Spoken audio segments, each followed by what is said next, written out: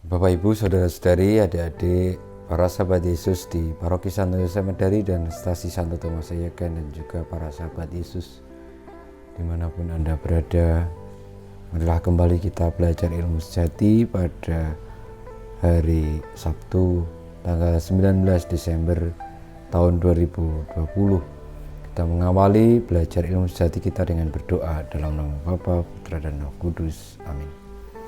Allah Bapa pencipta umat manusia, dalam kelahiran putramu dari Santa Peran Maria, telah kau nyatakan kemuliaan-Mu kepada dunia. Kami mohon, semoga misteri penjelmaan yang agung ini selalu kami hormati dengan iman yang utuh dan kami rayakan dengan kasih yang ikhlas. Dengan pengantaran Kristus Putramu Tuhan kami, yang hidup dan berkuasa bersama Bapa dan Roh Kudus Allah sepanjang segala masa. Amin. Para sahabat Yesus yang terkasih, kita akan bersama-sama belajar ilmu sejati dengan merenungkan Injil Yesus Kristus menurut Lukas bab 1 ayat 5 sampai dengan 25. Di zaman Herodes, Raja Yudea, hiduplah seorang imam bernama Zakaria dari kalangan Imam Abia. Istrinya juga berasal dari keturunan Harun, namanya Elisabet. Keduanya hidup benar di hadapan Allah dan hidup menurut segala perintah serta ketetapan dengan tidak bercacat.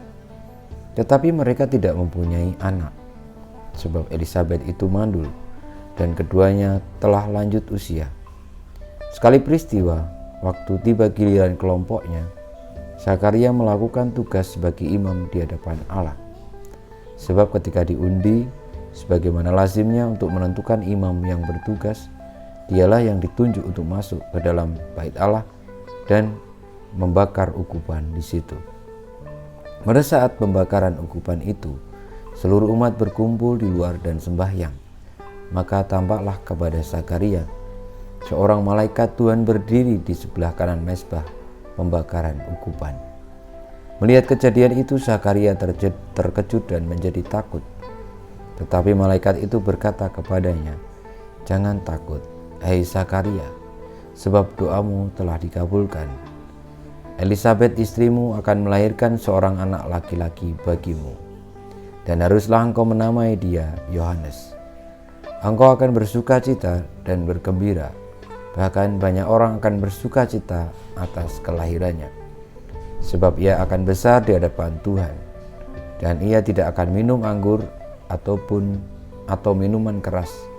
Ia akan penuh dengan Roh Kudus mulai dari rahim ibunya.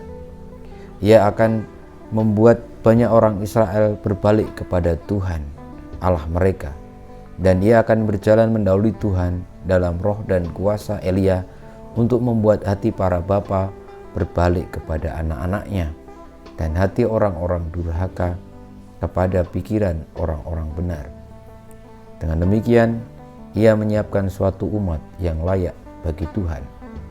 Lalu kata Zakaria kepada malaikat itu, "Bagaimanakah aku tahu bahwa hal ini akan terjadi? Sebab aku sudah tua dan istriku pun sudah lanjut umurnya." Jawab malaikat itu kepadanya, "Akulah Gabriel yang melayani Allah. Aku telah diutus untuk berbicara dengan engkau dan untuk menyampaikan kabar baik ini kepadamu. Sesungguhnya engkau akan menjadi bisu dan tidak dapat berkata-kata sampai pada hari semuanya ini terjadi.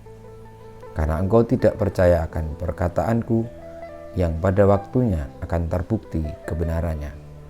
Sementara itu orang banyak menanti-nantikan Zakaria. Mereka begitu heran bahwa ia begitu lama berada dalam bait suci. Ketika ia keluar dan tidak dapat berkata-kata kepada mereka, mengertilah bahwa ia telah melihat suatu penglihatan di dalam bait suci. Lalu Zakaria memberi isyarat kepada mereka, sebab ia tetap bisu. Ketika selesai masa tugasnya, ia pulang ke rumah.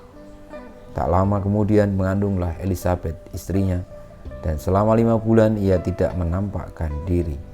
Katanya, "Inilah suatu perbuatan Tuhan bagiku. Sekarang ia berkenan menghapuskan aibku di depan orang." Demikianlah Injil Tuhan kita. Terpujilah Kristus. Saudara-saudariku yang terkasih, kiranya sabda Tuhan yang kita dengarkan pada hari ini mengisahkan tentang bagaimana Yohanes Pembaptis juga sudah dinubuatkan untuk menjadi orang yang mempersiapkan jalan bagi Tuhan. Dan karena memang Yohanes Pembaptis ini dikhususkan melalui suatu mukjizat bahwa Zakaria dan Elisabet yang sudah lanjut umurnya namun bisa memiliki anak, kiranya apa yang terjadi di dalam diri Yohanes Pembaptis memang karena sudah digariskan oleh Allah sendiri untuk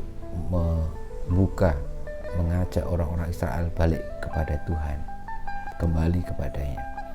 Karena dia yang mempersiapkan jalan untuk sang kebenaran, maka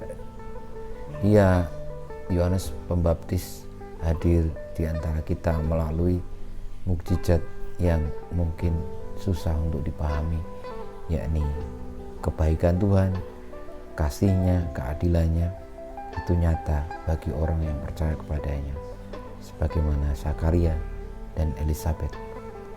Saudara-saudariku, marilah kita memohon berkat Tuhan. Semoga kita tetap setia, percaya kepada Tuhan. Mungkin kadang-kadang kita berpikir banyak hal yang tidak masuk akal, banyak hal yang mustahil kita bisa lakukan, tetapi karena kehendak Tuhan, apa yang mustahil itu akan menjadi bisa terjadi. Tidak ada yang mustahil bagi Tuhan. Kita mohon berkat Tuhan, kemuliaan kepada Bapa dan Putra dan Roh Kudus, seperti pada permulaan sekarang selalu dan sepanjang segala abad. Amin. Ya Yesus, jadikanlah hati kami seperti hati-Mu.